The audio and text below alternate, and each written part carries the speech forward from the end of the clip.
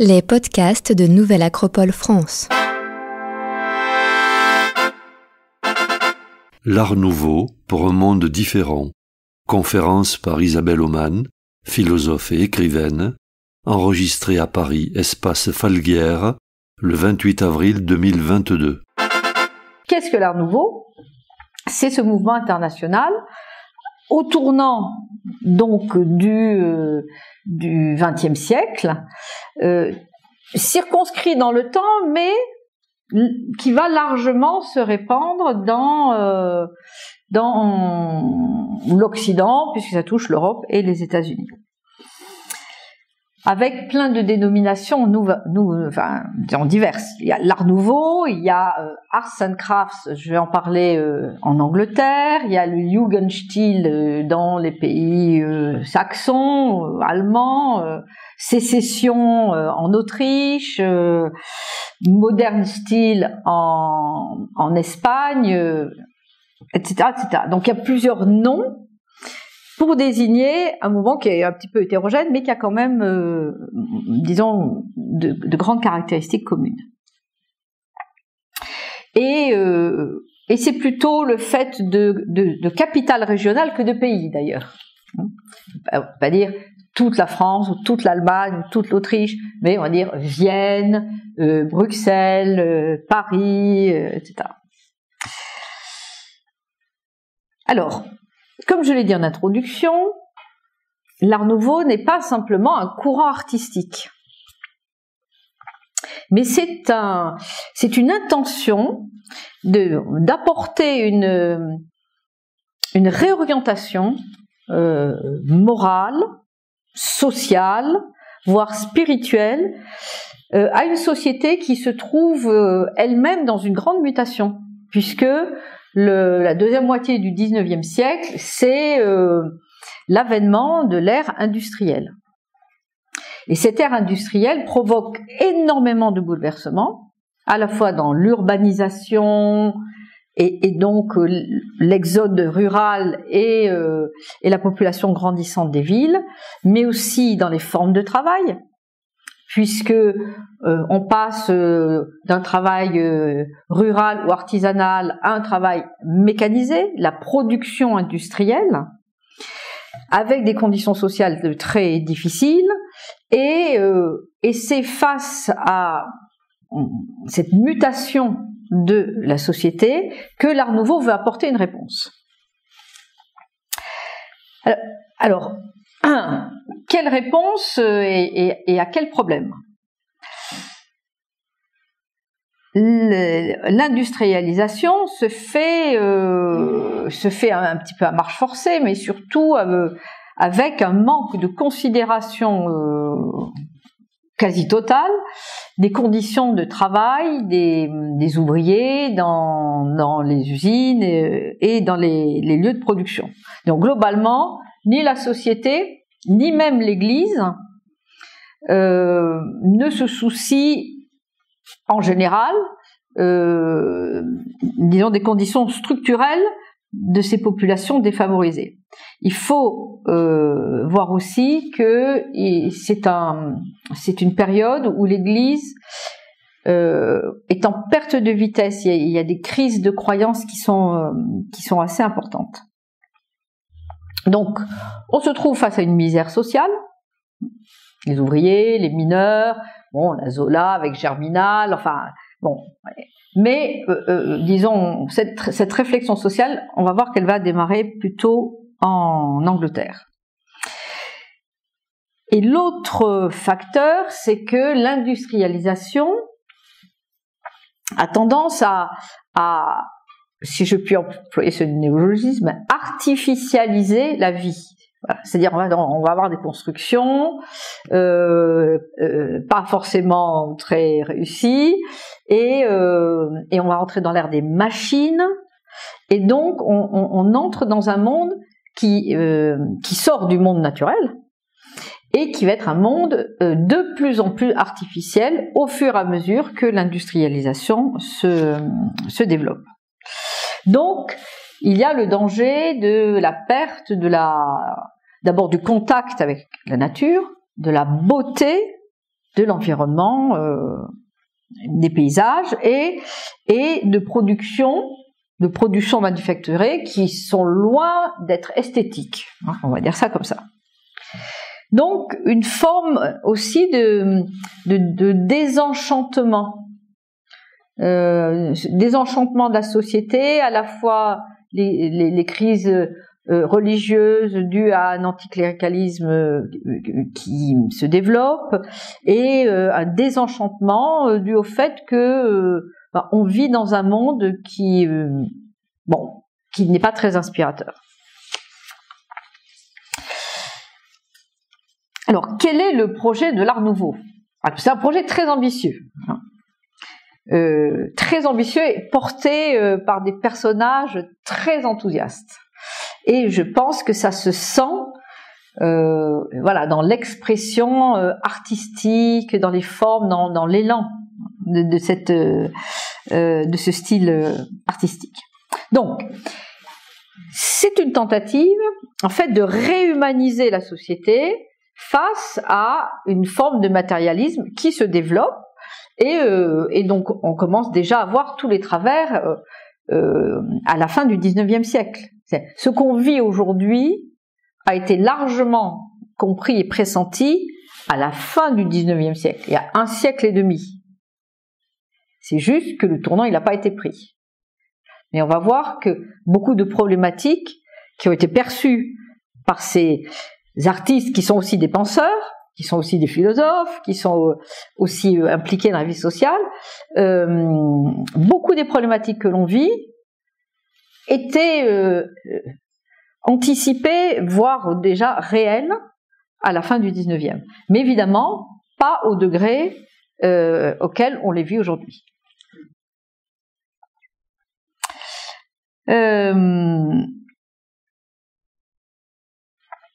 Alors, la question qu'on peut se poser quand même, par rapport à ce projet de l'Art Nouveau de réhumaniser la société, c'est: l'art peut-il vraiment avoir un impact social?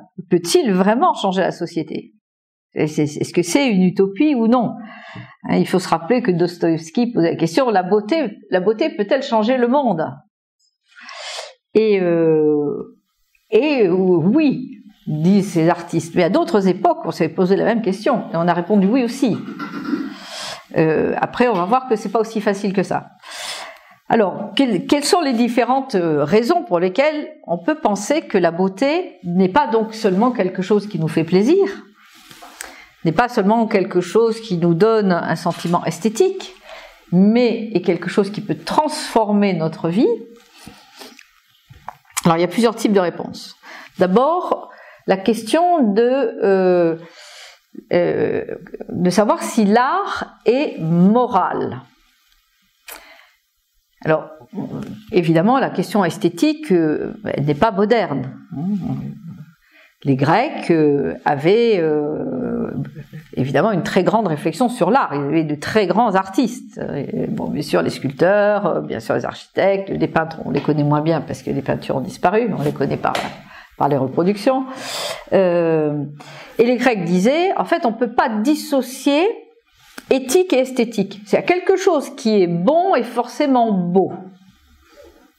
Et les néoplatoniciens vont dire que le beau est le visage du bien. Donc il y a un lien entre ce qui est bon et ce qui est beau. Et moi je me rappelle d'une conférence qui était donnée par un astrophysicien qui s'appelle Trinh Xuan Tuan, qui de temps en temps donne des conférences à Nouvelle Acropole à Paris, bon pas ici, dans des salles qui sont plus grandes, et il expliquait que comment on pouvait savoir qu'une théorie scientifique était la bonne. Et il disait, elle est forcément belle. Ce qui est juste est beau. Si c'est quelque chose qui est alambiqué et compliqué, ça peut pas être la théorie. Bon, lui c'est un astrophysicien mondialement connu, donc on peut lui faire confiance que il y a ce lien donc entre ce qui est beau et ce qui est bon et ce qui est juste. Une deuxième clé, c'est l'art rend libre. Si vous allez à Vienne, ou pour ceux qui sont déjà allés, il y a le pavillon de la Sécession, hein, qui est le monument Art Nouveau de la ville. Et sur le pavillon de la Sécession, il y a écrit « À chaque époque son art, et à l'art sa liberté ». À chaque époque son art, et à l'art sa liberté. C'est la phrase qui nous accueille. Donc il y a l'idée que l'art est évidemment lié à la liberté, puisque c'est la liberté créatrice. C'est la dimension créatrice de l'être humain, de l'artiste bien sûr, et de l'être humain, et que donc cette liberté est liée à la liberté d'expression de manière générale. Et les Allemands se sont beaucoup penchés sur cette réflexion de l'art qui rend libre, et Schiller dit la chose suivante: « Tout être beau dans la nature est un témoin qui me crie « Sois libre comme moi ». Et donc, il y a ce lien entre l'art et l'expression de la vie non contrainte, hein, on va dire ça comme ça. Ce qui est beau est libre de violence, est libre de disharmonie, hein, puisque ce qui est beau est par définition harmonieux d'une manière ou d'une autre. Et donc il se libère de quelque chose qui serait, eh bien le contraire, hein, laid, grossier, avec des discordances. Et dans une certaine clé, l'art va transcender aussi la matière. C'est-à-dire qu'il est au-delà simplement de la chose brute.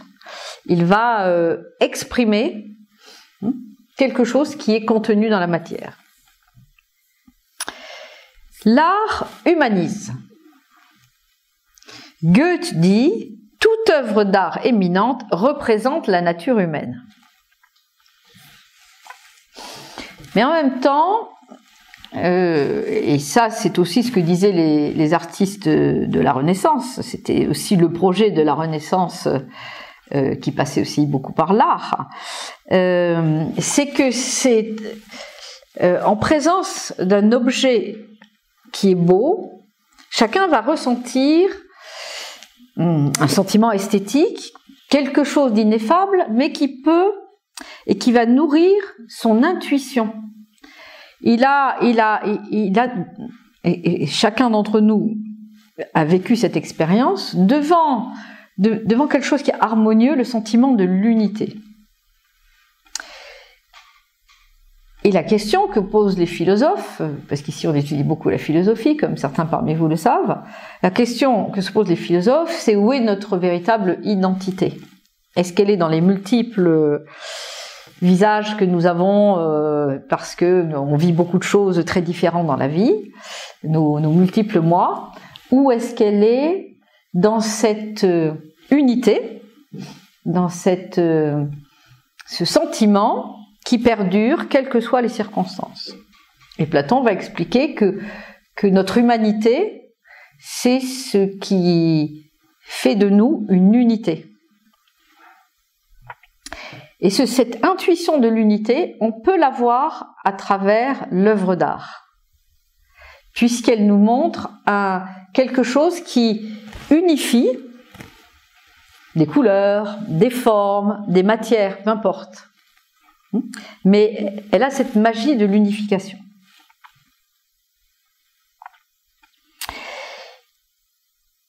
Et Platon, dans le Banquet, va parler du rôle de la beauté, et il va expliquer que la beauté, c'est comme une échelle qui élève l'âme, et qu'on commence par aimer les belles choses, et ensuite on va aimer les belles âmes, et ensuite on va aimer la beauté des idées et la beauté abstraite.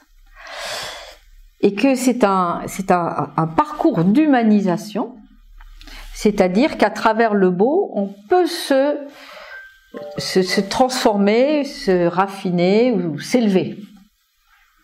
Et rencontrer des plans à l'intérieur de nous-mêmes qui sont, disons, comment le dire aujourd'hui, d'autres plans de conscience.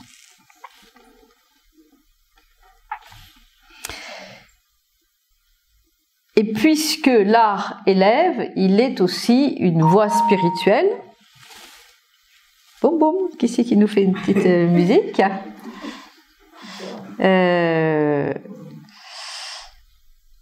Goethe, toujours, qui parle, et qui a beaucoup écrit sur l'art, comme vous savez, les véritables œuvres d'art, comme les œuvres de la nature, dépassent toujours infiniment les capacités de notre entendement.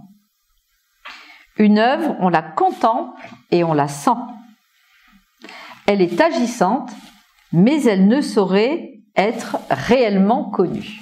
C'est-à-dire que l'art nous introduit vers quelque chose qui reste toujours inachevé, qu'on ne peut pas circonscrire, qui nous relie avec des éléments de mystère, en tout cas, qui restent à découvrir.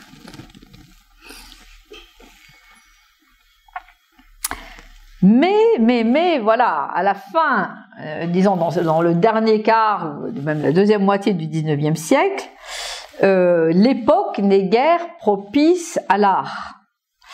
Et Cassirer, qui est un philosophe allemand, disons, d'avant la Deuxième Guerre mondiale, qui était actif entre 1895 et 1945,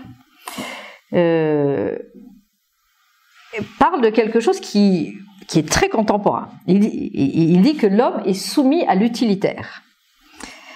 Il dit « l'art est le fils de la liberté ».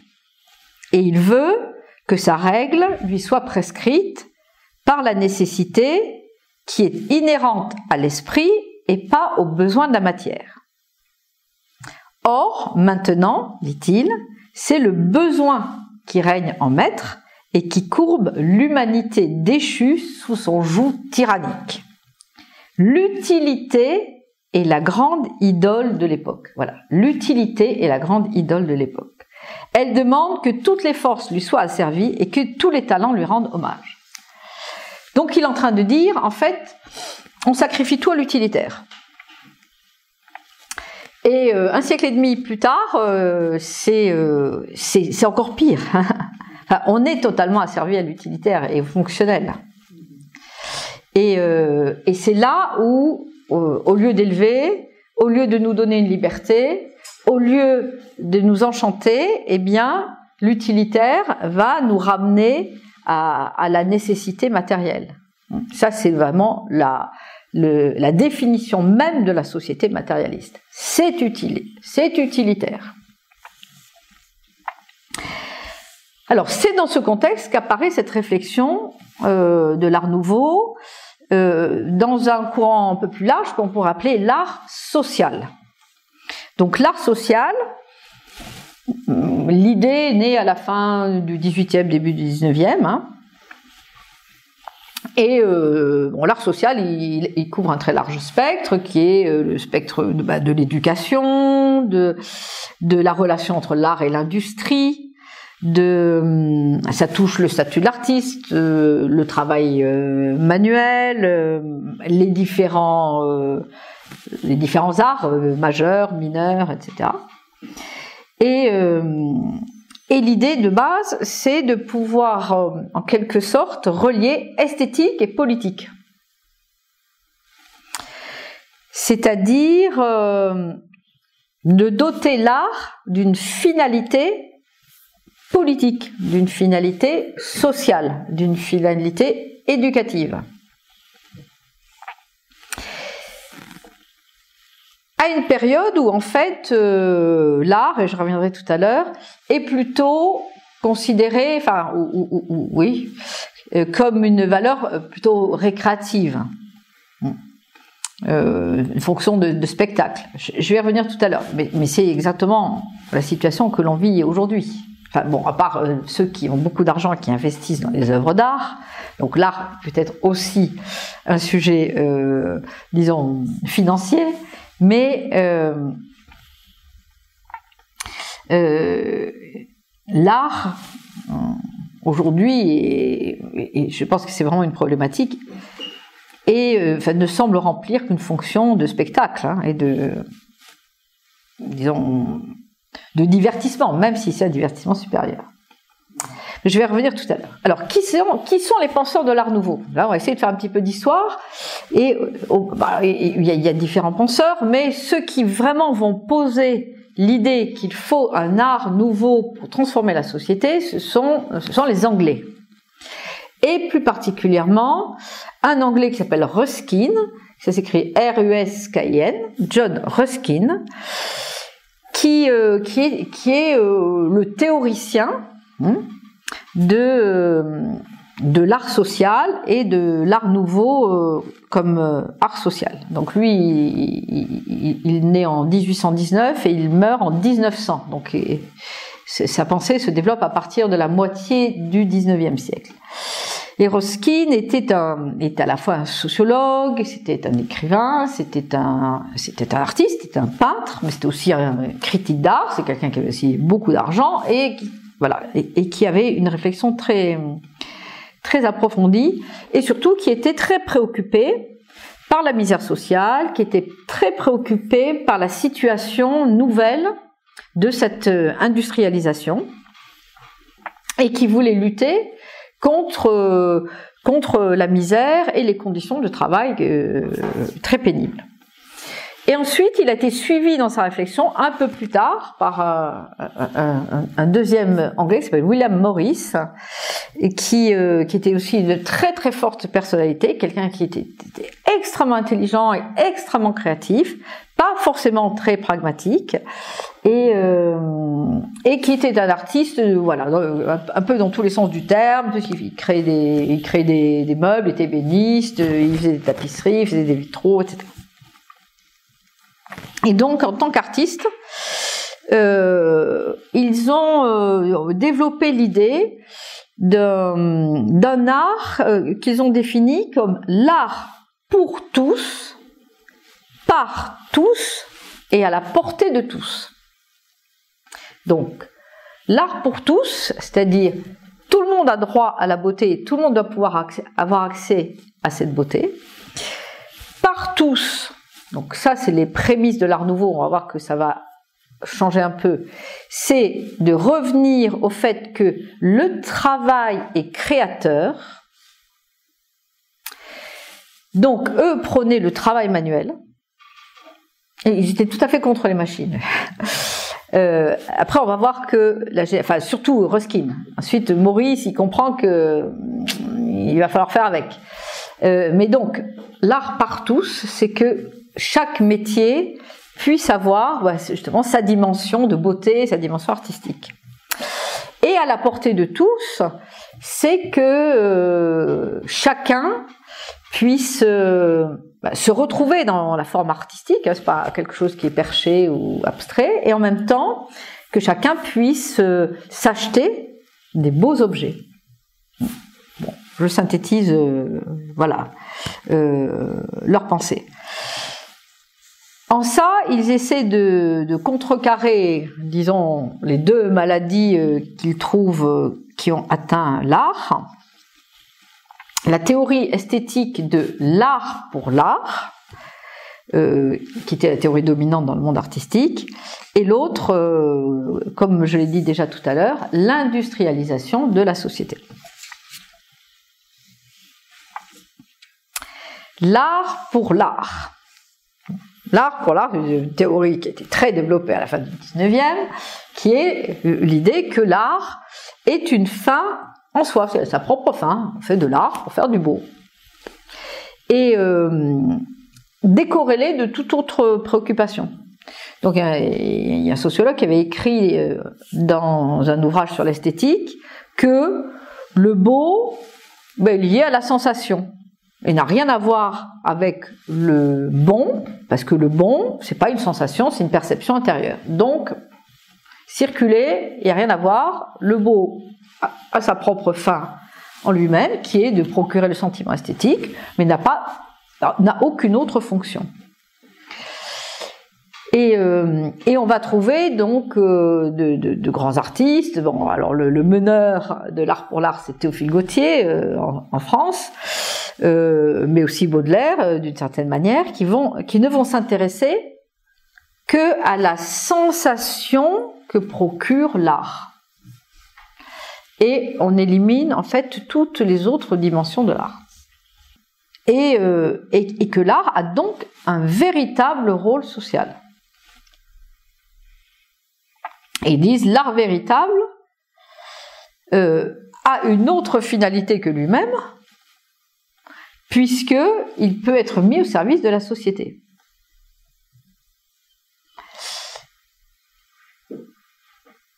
Deuxième maladie de l'art, eh bien, c'est la société matérialiste, c'est-à-dire que la société matérialiste est un désastre en fait sur le plan esthétique. D'une part, il y a l'urbanisme, l'urbanisme est sauvage, dans le sens où ce qu'il faut comprendre, c'est qu'il y a une poussée démographique extrêmement importante dans les villes de l'époque, qui n'est pas forcément gérable non plus très facilement. Et il y a une dénaturation de la, du sens du travail et de la régénération du travailleur, qui est dans une sorte de travail à la chaîne, dont il ne voit pas ni le début ni la fin de ce qu'il fait, et donc il n'est pas créateur, il est juste une machine humaine. Et ensuite, ils disent, les objets qu'on produit sont laids. Tout est laid. Il n'y a pas de beauté. Et du coup, il y a aussi une atteinte morale. L'industrialisation est une attaque à la moralité de la société. Et je vais vous lire un petit passage que je trouve très intéressant de William Morris. Il dit, en gros, le changement est le suivant. La tradition, c'est transférer de l'art au commerce. Donc on est passé de l'art au commerce. Pour le producteur commercial, les véritables marchandises ne sont rien. Mais le marché est tout. Pour l'artiste, les marchandises sont tout. Il ne se soucie pas du marché. L'éthique du commerçant le pousse à donner aussi peu que possible au public et à prendre autant qu'il peut de lui. Ça s'appelle le profit. L'éthique de l'artiste l'invite à mettre tout ce qu'il peut de lui dans ce qu'il crée. Partant de cela, le commerçant se retrouve aux prises avec un public d'ennemis, tandis que l'artiste a affaire avec un public d'amis et de proches. Il dit, le commerce tend au profit, donc il va exploiter, entre guillemets, les gens à qui il vend, il va essayer de vendre le plus cher et de tirer le plus d'argent du minimum, et l'artiste, c'est exactement l'inverse. Il va essayer d'investir l'œuvre du maximum de lui-même, de charger l'œuvre autant qu'il peut, et de la rendre la plus accessible possible, donc d'essayer de demander le moins possible au public. Bon, c'est intéressant, on ne considère pas souvent les choses sous cet angle-là. Alors, quelle est la proposition fondamentale finalement de l'Art Nouveau concrètement pour parvenir à ça? C'est l'idée de l'unité de l'art. C'est-à-dire dépasser les oppositions traditionnelles. Est-ce que c'est utile ou est-ce que c'est beau? Est-ce que c'est fonctionnel ou est-ce que c'est récréatif? Est-ce que on est un artiste ou un artisan. Parce qu'à la Renaissance, on a créé une opposition très importante entre l'artiste, les arts majeurs et les arts mineurs, bon, etc., etc.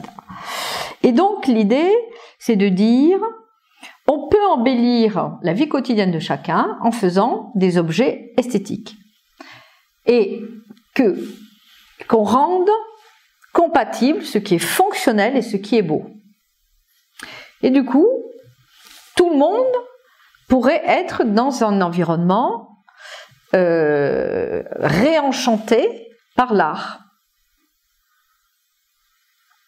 Que ce soit les objets du quotidien, que ce soit l'architecture.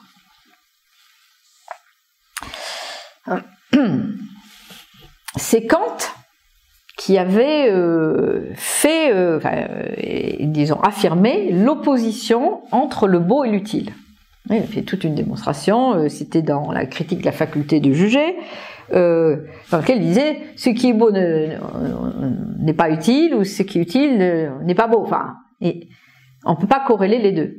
Et Ruskin, Maurice et ensuite les artistes de l'Art Nouveau disent mais si, on peut le faire. C'est une distinction qu'on peut surmonter. Donc tout leur travail va être de savoir comment relier l'utile et le beau. C'est-à-dire, entre guillemets, chercher et parvenir à une esthétisation, c'est-à-dire rendre beau la vie quotidienne. Et ils disent, de toute façon, ça n'est possible que si tout ce qui est utile est beau. Alors, où trouver l'inspiration ?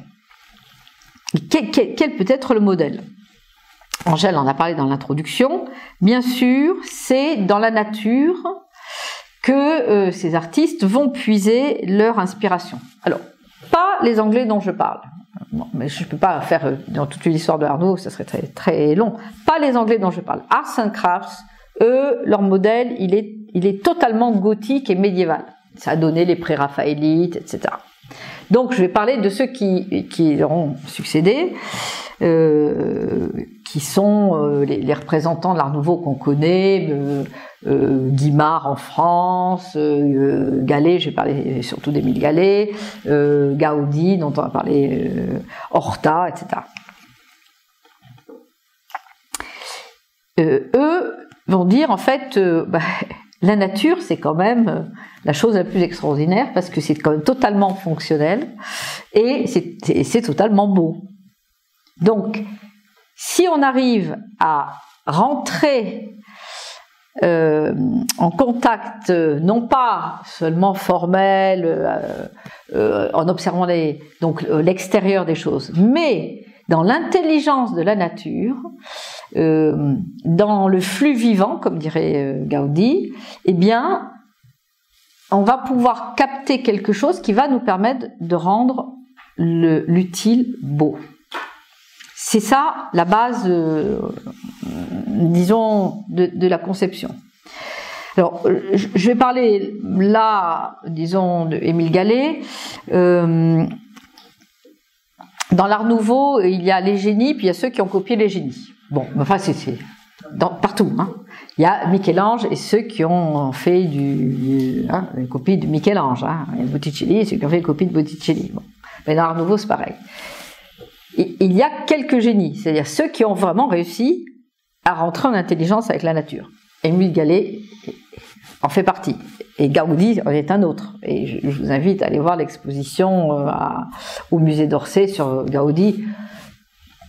Si vous êtes allé à Barcelone, vous retrouverez quelques éléments que vous avez vus. Et si vous ne connaissez pas, vous allez découvrir. Bon, on reste un petit peu sur sa fin, je reconnais, mais ça vaut quand même la peine. Il y a beaucoup de monde. Je précise, il y a beaucoup de monde.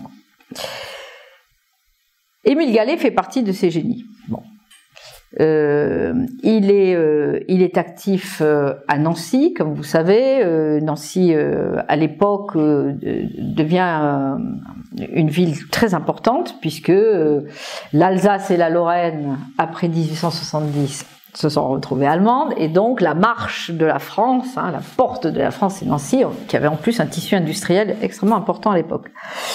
Et Émile Gallé est un homme d'une très grande envergure intellectuelle et pas seulement artistique, et il a une dimension scientifique. C'est évidemment un artiste, mais il va aussi se transformer en industriel, et donc pour lui la source de toute inspiration, c'est la nature. Lui, il va être plus particulièrement en relation avec le monde végétal, et on voit bien que l'inspiration de l'Art Nouveau est disons, en grande partie dans le monde végétal, mais aussi le monde animal et aussi le monde sous-marin. Et un de ses admirateurs disait: « Voici un homme qui a rendu aux plantes une personnalité, un langage. Il a retrouvé les lois mystérieuses de leurs attitudes. Soit qu'il incruste leurs images dans la marqueterie de ses meubles, soit qu'il la jette dans la pâte de ses cristaux. » Alors on le présente souvent de manière, disons, à mon avis, extrêmement superficielle, comme un décorateur floral, quelqu'un qui va trouver un style décoratif. Mais c'est loin d'être le cas. Et tout à l'heure, je parlerai du parallèle qu'on peut faire entre deux industriels de la même région qui ont produit les mêmes produits, qui sont donc Gallé et Daume. Et bien que pour un œil non averti, vous mettez une lampe Daume et une lampe Gallé à côté, vous allez dire c'est magnifique, les deux sont magnifiques, mais c'est pas du tout la même chose. Bon. Pourquoi ? Parce que Daume a une logique industrielle et Gallé a une logique artistique. Donc on est assez loin, même très loin. Dans l'usine de Gallé, qui donc lui sort de l'idée de Ruskin et de Maurice du travail manuel, c'est-à-dire qu'on ne peut produire des belles choses que par le travail manuel, il comprend, ainsi que ses contemporains, que les machines sont là et il y a une nécessité de production de masse, parce qu'il y a cette amplification démographique. Donc on n'est pas dans une logique disons, élitiste, où on va faire un bel objet, comme on faisait à la Renaissance, un objet unique pour le seigneur qui peut le mettre dans son palais. Mais là, l'idée, c'est la production de masse, donc on est obligé de se poser la question, et j'y reviendrai tout à l'heure, de faire de l'art en série. Parce que si on ne fait pas de l'art en série, ça ne peut pas toucher tout le monde. Et en plus, il faut que cet art en série, il soit à un coût accessible. Donc, le nombre de paramètres est assez important. Mais là, je reviens déjà sur l'inspiration de Gallé. Donc, sur la porte de son usine, il était écrit « Ma racine est au fond des bois ». Moi, je trouve ça très beau quand la porte des édifices, il y a une devise. Nous, on a une devise, il est grand temps de rallumer les étoiles. Bon, sur l'Académie de Platon, il y avait que nul n'entre ici s'il n'est géomètre. Et là, c'est ma racine est au fond des bois. Mais Gaudi disait cet arbre proche de mon atelier, voici mon maître. Donc, ils veulent dire tous les deux la même chose, c'est que c'est la notion de s'enraciner dans la nature. C'est la notion de racine. C'est-à-dire, les racines, c'est ce par quoi l'arbre va puiser sa sève. Et donc, c'est ce par quoi l'artiste va puiser son inspiration. Et ce par quoi il se branche, en quelque sorte, à cette intelligence et à cette beauté de la vie. Et donc, pour lui, parce qu'il disait aussi, c'est par les plantes que nous tenons à la terre, elles sont nos racines. Mais lui, il parlait des racines, les racines de la vie, les racines de la bonté, de la beauté. Et je donnerai une autre citation tout à l'heure. Les racines de la terre nourricière, La terre, elle a justement cette générosité et cette bonté. Et aussi les racines de l'histoire, puisqu'il a fait beaucoup d'objets en relation avec l'histoire de France. Et surtout, la nature, c'est le modèle de l'intégration entre le fonctionnel et le beau. Voilà, parce qu'un arbre, c'est beau, mais en plus, c'est quand même très fonctionnel, parce que ça donne des fruits. Donc, c'est beau parce qu'il y a des fleurs, il y a des feuilles, parce qu'il y a un beau port, mais ça donne de l'ombre, ça produit. Donc, c'est vraiment le modèle de l'intégration du fonctionnel et du beau. Et donc, pour parvenir à capter cette intégration, il ne s'agit pas seulement de reproduire les formes. Il faut reproduire justement cette dynamique, la dynamique propre du vivant. C'est véritablement ça ce qu'il cherche. Donc il n'est pas du tout un copieur de forme, même s'il a été un excellent botaniste, il a fait des dessins extrêmement précis de certaines plantes, mais il est comme Léonard de Vinci. Bon, il cherche pas à faire du descriptif, c'est pas ça qui l'intéresse. Ce qui l'intéresse, c'est d'arriver à capter ce qui est à l'intérieur. Et ça, c'est le pouvoir des artistes. C'est de voir ce que nous, on ne voit pas. Mais pour le voir avec précision, il faut être aussi scientifique.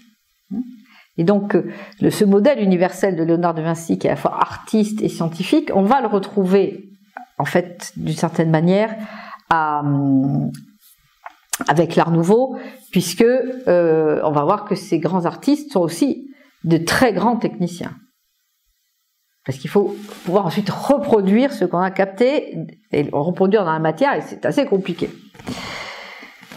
Donc, pour lui, la nature est le modèle de l'harmonie, et donc c'est un modèle de sagesse, de beauté, de bonté, de justice.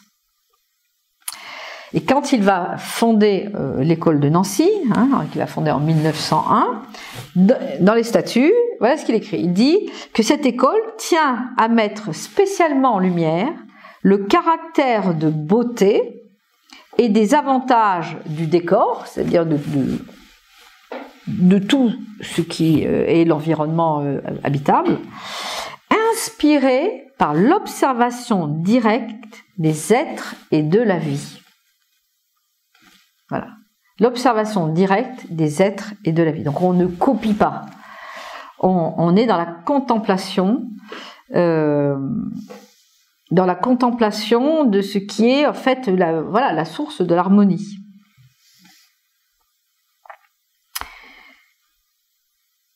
Et cette nature est donc aussi un modèle de justice, parce qu'on n'oublie pas qu'on est dans l'idée d'un art social. Déjà avant Gallet, on a Michelet, avant Michelet on avait Jean-Jacques Rousseau, qui vont parler de la nature comme modèle politique, un modèle d'organisation des êtres vivants, parce que dans la nature il y a beaucoup d'êtres qui coexistent et au sein des espèces. Et donc Gallet dit que l'œuvre d'art doit être une lutte pour la justice en nous-mêmes et pour la justice autour de nous. C'est-à-dire de trouver dans la nature comment on peut accommoder, on peut s'inspirer d'un vivre ensemble, d'une diversité qui est quand même immense. Et je fais juste un petit aparté pour dire que les philosophes les philosophes traditionnels, les philosophes de l'Antiquité, les philosophes d'Orient, vont avoir exactement cette même démarche, c'est-à-dire comment trouver dans la nature la sagesse de la vie. C'est pour ça que les philosophes nous parlent pas simplement de la morale, mais nous parlent de la politique, du vivre ensemble, nous parlent de toutes les dimensions de la vie. Aujourd'hui, on voit la philosophie surtout comme une façon de disons, d'aborder les difficultés de la vie. Mais ce qu'il faut comprendre, c'est que la philosophie, tous les grands philosophes ont proposé des réflexions politiques. Et je milite, et nous militons ici, pour redécouvrir des réflexions sur comment vivre ensemble dans la plus grande diversité. Alors, la question, c'est maintenant comment relier tout ça hein, dans le concret, hein, une fois qu'on a compris ça. Et là, bien sûr, on va se trouver devant l'exigence de prouesse technique et donc d'arriver à faire en sorte que il y ait une concordance entre la destination, donc la fonction, la matière. Désolé, je sais pas ce qui se passe, je l'avais éteint. C'est pas un problème. Désolé, je l'avais éteint. Bon, il s'est réveillé tout seul. Bon. Les objets ont une vie propre. Mais moi, je le constate souvent avec mon ordinateur. Hein. Il a sa vie propre. Et donc, je lui parle gentiment. Il n'y a pas de souci. Et donc, il dit, Gallet, qu'il faut qu'évidemment la construction, la matière, réponde aussi à la destination et en même temps puisse exprimer la dynamique et la beauté contenue dans l'objet. Et donc, il va inventer des procédés techniques incroyables. Mais c'est pareil pour Gaudi, hein, dans l'exposition, on voit bien, bon, je pense qu'il faut prendre l'audio guide pour bien comprendre ce qu'on voit, mais voilà, Gaudi, avec les arcs paraboliques, etc., il va inventer de nouveaux procédés pour construire la Sagrada Familia. Hein. Il a dit, moi je veux construire une cathédrale, mais je ne veux pas du gothique, le gothique c'est moche, hein, il y a des contreforts, c'est comme si on mettait des béquilles pour faire tenir l'édifice, moi je ferai une cathédrale sans contrefort. Bon, il a fait Sagrada Familia. Mais pour ça, il a tout tiré de son observation de la nature. C'est-à-dire, les arbres n'ont pas de contrefort, pourquoi on en aurait nous? Bon. Donc, c'est là où il y a la dimension scientifique, technique, disons, inventive dans la matière de ces génies qui prônent, en plus de tout ça, un art total. C'est-à-dire, c'est un art qui doit couvrir toutes les matières et tous les aspects de la vie. Donc ils font du mobilier, ils font du vitrail, ils vont faire l'architecture, les ferronneries, les balcons, les poignées, tout. C'est un art total qui prend en compte tout l'espace de vie et tous les objets de vie. Et donc, dans son usine, il dit, il est dans un discours qu'il adresse à ses ouvriers, il dit « Ouvriers de France, ou d'où que ce soit, persuadons les hommes, ou persuadons aux hommes, ou je veux dire, bon c'est du français, transmettons aux hommes, comme nous le pourrons, la bonté et la beauté. » Voilà. Donc, l'objectif de son entreprise, de son industrie, de l'école de Nancy, c'est de transmettre la beauté et la bonté. Donc il réaccorde le beau et le bon, et il n'est pas du tout en train de faire œuvre d'industriel. Et bien avec ça, on aboutit à une révolution artistique, puisque l'Art Nouveau ne reprend pas les codes anciens, car on n'est plus...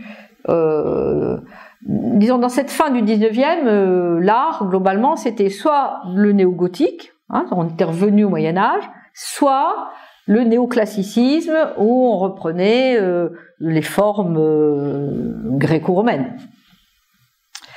Et là, c'est un art nouveau. D'ailleurs, bon, il y a une galerie qui expose les objets, la galerie s'appelle Art Nouveau, et tout le monde trouve ça très bien, Art Nouveau, et c'est comme ça que le nom est né. C'est un art complètement différent. Et on le voit bien, hein, si on se promène dans les rues de Paris, puis il y a l'Art Nouveau, ça ressemble pas du tout à ce qu'il y avait avant. c'est une vraie révolution artistique. Mais, comme dit Gaudi, rien n'est inventé, la nature a déjà tout écrit. Bon. Et c'est le naturel contre l'artificiel. Donc avec des codes qui vont vraiment être en rupture avec justement à la fois disons, les édifices techniques, les usines, etc. Et en même temps le passé. Donc c'est des formes plutôt rondes, hein, plutôt qu'on va appeler plutôt féminines. Ce sont des formes asymétriques. Hein, on considère que la symétrie, c'est Guimard qui dit la symétrie, c'est juste une habitude de l'œil. Mais c'est pas du tout un canon artistique.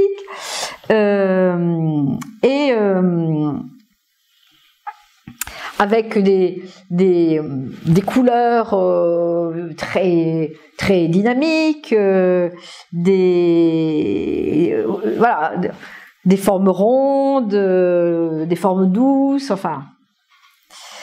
Et donc il crée un style, un certain style. Voilà, disons qu'on arrive à reconnaître, même s'il y a des formes un petit peu différentes, qu'on arrive à reconnaître donc à travers l'Europe. Si vous voyagez ou si vous avez voyagé, on peut aller à Prague, on voit les immeubles Art Nouveau, on va à Tunis, on voit les immeubles Art Nouveau, à Budapest, on va à Vienne, à Paris, dans le monde entier, on va trouver de l'Art Nouveau, quoi. Donc, cet art réunit ce qu'on a appelé traditionnellement les beaux-arts, c'est-à-dire la peinture, la sculpture, etc., qui traditionnellement, ou en tout cas depuis la Renaissance, ont un but uniquement esthétique, et les arts appliqués, qui seront ensuite les arts décoratifs, on va dire appliqués, qui vont donner le design, c'est-à-dire ceux qui touchent les objets qui servent une fonctionnalité ou un but. Alors on arrive à la dernière question, mais qui est là où le bas blesse, qui est la question de peut-on vraiment faire un art populaire dans le sens de mettre l'art à la portée de tous. Est-ce qu'on peut vraiment faire une révolution dans notre vie quotidienne en apportant la beauté dans nos intérieurs? Et c'est là où les courbes ne se sont pas croisées, en fait. C'est pourquoi l'Art Nouveau, qui est un projet magnifique, porté par des gens, comme je dis, extrêmement enthousiastes, et des génies, des purs génies. Gaudi, c'est un pur génie, Gallet, c'est un pur génie, mais on a aussi Tiffany's aux États-Unis, on a Macintosh en Écosse, on a parlé de William Morris, on a Klimt, enfin, on a Horta en Belgique, enfin. On est un peu, disons, dans une moindre mesure, comme à la Renaissance, où tout à coup à Florence, on a une flopée d'artistes avec Botticelli, Léonard de Vinci, Michel-Ange, etc., Raphaël, bref, dans une période de temps très courte où il y a un foisonnement de génie, on ne sait pas pourquoi. Et là, c'est un peu pareil. Mais là, pour le coup, ça dure beaucoup moins longtemps. Alors, on n'est pas dans une unité politique comme c'était à la Renaissance avec des mécènes éclairés, etc. Et on est sur cette problématique de l'industrialisation de l'art. En fait, c'est ça. L'industrialisation de l'art est-elle possible ? Et on peut dire que ils n'y sont pas arrivés. Si je reviens un peu en arrière, le modèle de Ruskin en Angleterre, de Arts and Crafts, qui a été quand même, disons, un mouvement très important, on voit bien qu'il ne peut pas marcher, puisque déjà, si on veut faire le travail manuel, les produits coûtent trop cher, donc déjà, ça devient très difficile.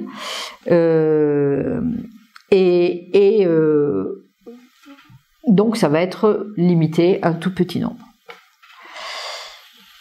Les successeurs ont compris qu'il fallait industrialiser, donc ils ont fait des industries. Et là, on a l'exemple de dômes et de galets. Et donc j'ai lu récemment, c'est très bien, j'ai dit tiens, ça va être très bien pour ma conférence, une analyse, une étude entre l'industrie de galets et l'industrie de dômes, qui se trouvait à quelques kilomètres d'écart. Pourquoi celle de galets va faire faillite et celle de dôme va continuer, mais en faisant simplement de la déco. Donc, ils expliquent très bien que Gallet va vraiment rentrer dans le langage et dans le mouvement notamment, disons, de la flore et des éléments naturels, comme par exemple l'eau. On peut voir beaucoup de très beaux objets de Gallet au Petit Palais. Si vous voulez en voir, le Petit Palais, c'est un musée de la ville de Paris, c'est gratuit. Et il y a de très belles pièces, de très beaux vitraux, et de très beaux vases, de très belles lampes, absolument magnifiques. Et si vraiment on les regarde, ce sont des objets de contemplation. Et dôme, copier en gros ce que faisait Gallet, c'est-à-dire Gallet il a regardé cette fleur, alors il mettait un botaniste qui allait donc tout à fait décortiquer la fleur, et de là il en faisait un élément décoratif. Et donc c'était beaucoup plus simple, ils avaient des modèles et ils pouvaient industrialiser, donc ils vendaient leurs produits beaucoup moins cher. Mais dedans il n'y avait pas l'âme, mais il y avait un petit quelque chose. Parce que c'est beau quand même. Bon, si on a un vase dôme chez soi, bon, on est quand même content. Mais eux étaient sur un modèle industriel et Gallet était sur un modèle artistique. Donc le modèle industriel s'est développé, et donc du coup il faut avoir des matières moins belles parce que c'est quand même moins cher. Voilà. Et on a des modèles de plus en plus standardisés parce que c'est moins cher. Et donc petit à petit, on fait quelque chose qui est joli, mais qui n'est pas forcément beau. Mais c'est pas la même chose. Et Gallet, lui, il s'est tenu à quelque chose qui a fonctionné pendant qu'il était là, plus ou moins, qui était vraiment l'exigence de faire de la beauté, mais voilà, ses prix étaient relativement chers finalement, donc en fait il n'a pas produit un art populaire. Et l'autre élément, et qu'on voit aussi avec Horta, c'est que c'est un art total, c'est-à-dire tous les objets de la maison, on le voit aussi avec Gaudi, c'est-à-dire si l'architecte construit un immeuble ou celui qui va décorer une maison, il décore tout. Voilà. C'est-à-dire la maison est faite, ou la décoration est faite pour le propriétaire par rapport à ce qu'il peut capter ou à son imaginaire, et donc on va dessiner tous les murs, les tapisseries, tous les meubles, la disposition, les cheminées, tout est fait, disons, comme une unité, comme un ensemble qui se répond. Mais s'il y a une succession, on ne sait plus quoi en faire. Ça ne correspond plus à rien. C'est pas vendable. Et du coup, c'est ça qui a arrêté la production des immeubles Art Nouveau, parce qu'on savait, c'était fait pour une personne, mais si la personne décédée, les héritiers, ils se trouvaient devant ça, puis c'était pas utilisable. Donc, cette notion d'art total, elle est en fait très restrictive. C'est-à-dire, c'est bien pour une personne à un moment donné. Et donc, évidemment, au niveau industriel, ça ne pouvait pas faire le poids. Et à ça, on rajoute que les conditions psychologiques, sociologiques et politiques vont changer au début du XXe siècle. La guerre s'annonce et voilà. la Première Guerre mondiale signe définitivement l'arrêt de mort de l'Art Nouveau. Après, ce sera autre chose, ce sera ce qu'on appelle l'Art déco, mais qui répond à une toute autre logique. Donc, qu'est-ce qu'on peut retenir de tout ça? Je pense qu'il faut rester sur un message optimiste. Bon, moi, je pense que c'est très important de réhabiliter le beau comme élément d'humanisation. Je pense que le beau est porteur d'un équilibre. Il produit un équilibre intérieur. Il produit une forme d'harmonisation en résonance qui nous permet de lutter contre des formes de brutalité et de violence que nous vivons aujourd'hui. Et donc, pour moi, le beau est indispensable à la vie et indispensable à l'humanisation. Et le fait qu'on le cantonne aujourd'hui à quelque chose, disons que la culture d'ailleurs soit de manière générale cantonnée au spectacle, c'est passé quand même à côté d'un pan immense de la culture et de la civilisation.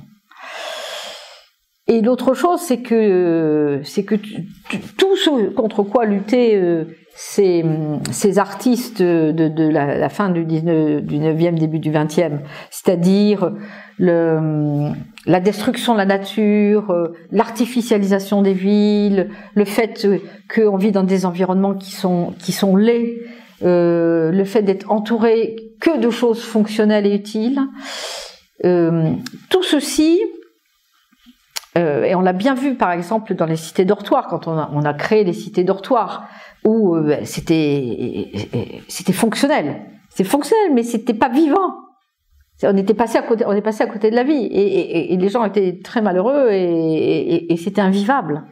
Et donc si c'est invivable, eh bien ça va créer justement de la violence, de la révolte ou de la dépression. Et donc, on a véritablement besoin de se reposer la question de la beauté extérieure et intérieure. Si on n'est pas capable de produire de la beauté extérieure, on ne sera pas capable de produire de la beauté intérieure et vice-versa. Et nous, c'est ce dont on a besoin. On a besoin de choses qui vont nous inspirer. Parce que ce qui nous inspire nous grandit. Ce qui nous inspire nous aide à nous mettre sur la pointe des pieds. Et nous vivons dans un monde où on comprend bien qu'il y a des difficultés qui s'annoncent. Bon, moi je n'aime pas les discours catastrophistes, mais je pense qu'il faut être réaliste et se préparer à la vie telle qu'elle est. Essayer de l'améliorer. Et face aux incertitudes, on vit dans un monde qui est plein d'incertitudes, on a vraiment besoin de réouvrir les horizons. On a besoin de ciel. Aujourd'hui, on n'a que de la terre. Et l'art joue un rôle majeur.